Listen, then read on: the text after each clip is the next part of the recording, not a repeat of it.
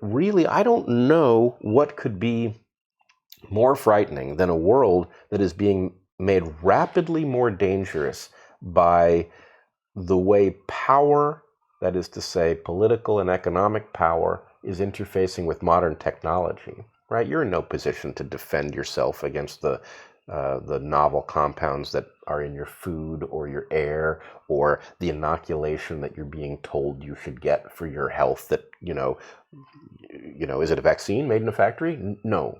It turns you into a vaccine factory. Is that safe? Yeah. Really? How do you know that that's safe? It's never been done before, right? So you're in no position to defend yourself from these things.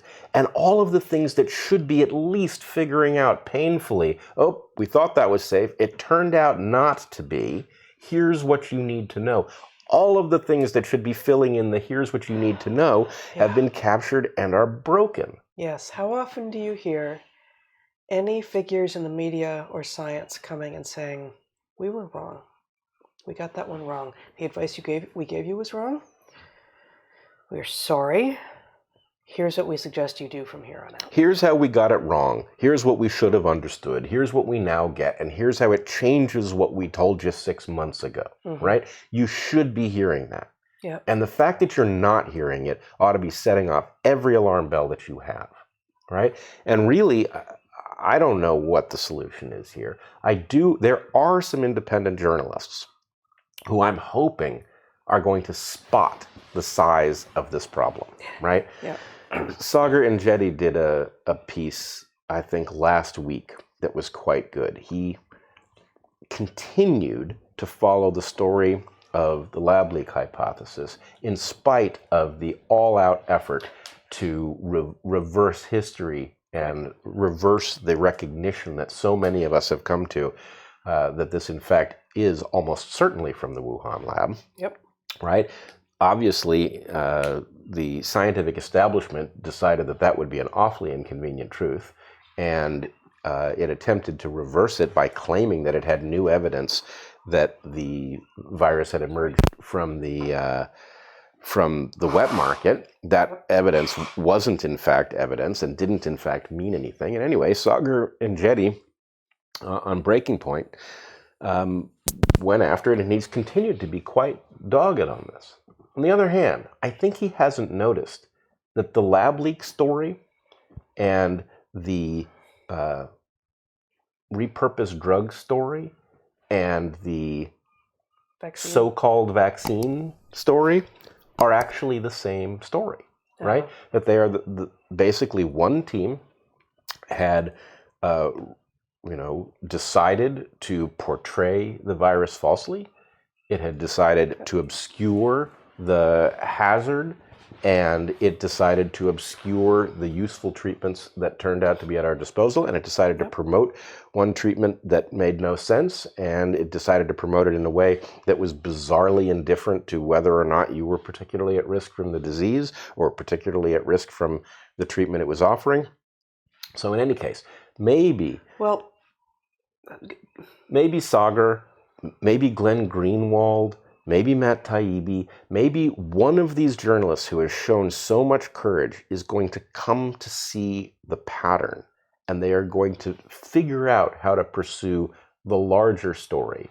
And, the larger story involves, first of all, a return to some basic principles that every journalist once knew, right? Skepticism is essential. The idea that there are certain truths that are so important that we all accept them right away, that this is no place for skepticism, right? I can see arguments for that in some quadrants, never in journalism, right? Journalists need to remember that the conflicts of interest of their sources is paramount. A person may or may not be responsive to those conflicts of interest, but those conflicts of interest exist, and they ought to create a skepticism of sources whose conflicts are either not obvious or whose conflicts suggest that that person might not be truthful. It seems to me that there's a kill switch for skepticism that is being used, that a lot more people were willing to discuss lab leak than are willing to discuss actual treatment for COVID that isn't one of these so-called vaccines, or the safety and efficacy of the so-called vaccines. Those second two things are touched by almost no one who is still invited to fancy cocktail parties, right? And the kill switch on skepticism seems to me to be, oh, but you're going to kill people. Don't go there. You're going to kill people. And as we have argued, but as very, very few other people have argued, actually, where did the virus come from? Is it a naturally occurring zoonotic virus that leapt from one species to another? Or is it a Frankenvirus that was put together in a lab? Does have medical and health consequences? Absolutely, because this is where evolutionary biology is paramount, as so many places.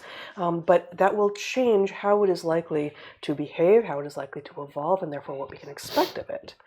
But I've never heard anyone else argue that actually viral origins, SARS-CoV-2 viral origins, has importance with regard to health, to human health.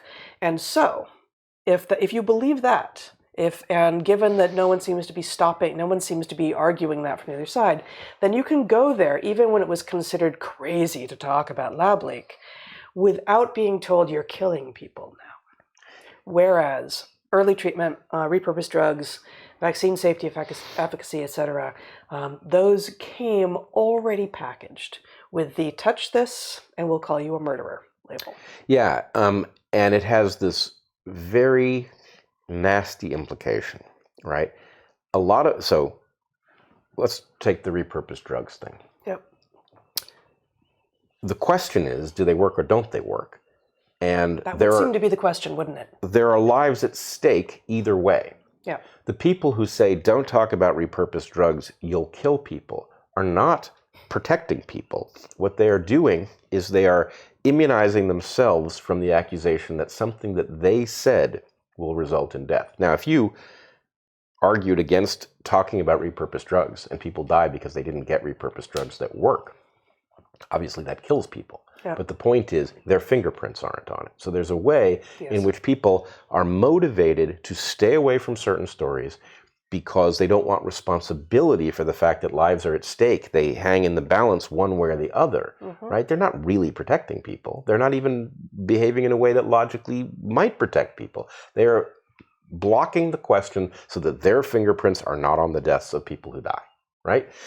Yep. And, I have it right here, just as you said. The question of what is COVID is so fundamental, right? You want to talk about a question in which lives hang in the balance? I mean, you've got more than 6 million people dead of COVID. That's a huge number of lives. The question of whether... that number, that's an over with number. I don't know. Let's put it this way. It's their number, right?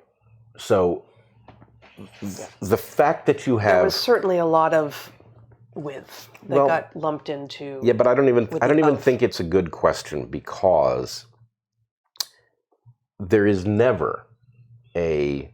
Look, it's one thing. If you had COVID and you get hit by a bus and you get counted as a COVID death, as we know happened, right? Anybody who tested positive was counted this way, right? That's obviously a case in which you're in the wrong category. But in general, the complexity of biology means that you may really be very close to the grave because, hold on, because you're 89 years old and your death certificate will say flu. And the point is, did you die of the flu or did you die with the flu? And the answer is, it's complicated, right? Yes, so, just like, actually, we shouldn't have, talking about this prospective study out of Thailand on cardiovascular effects of the second Pfizer shot on 13 to 18-year-olds, okay?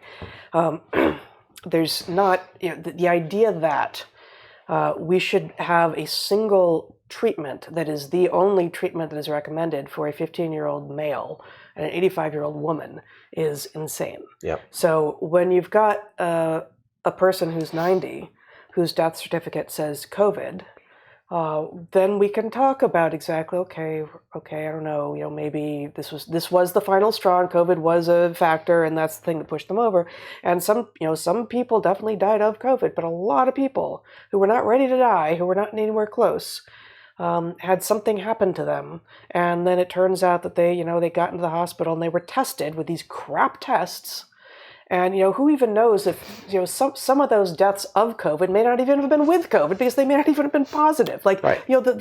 Everything about the testing and diagnostic and treating structure of this entire disease and virus is beyond bad. And this is your sort of central point that you keep returning to here, which is that it is so bad, and there have been so few corrections, that we can no longer plausibly say, oh boy, they really got it wrong, didn't they? I'm sure they must feel bad. Right.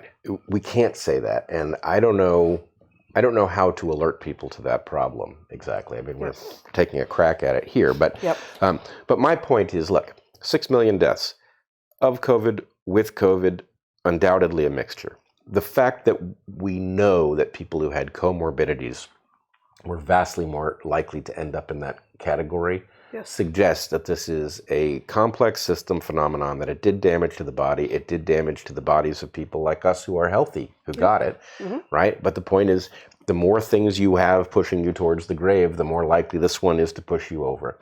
Sure. The fact that their number says something like 6 million people have already died with COVID as a factor suggests that this is not a tiny phenomenon. And it suggests that something like 6 million people already, and it's not like we've got any control over this thing at all, right?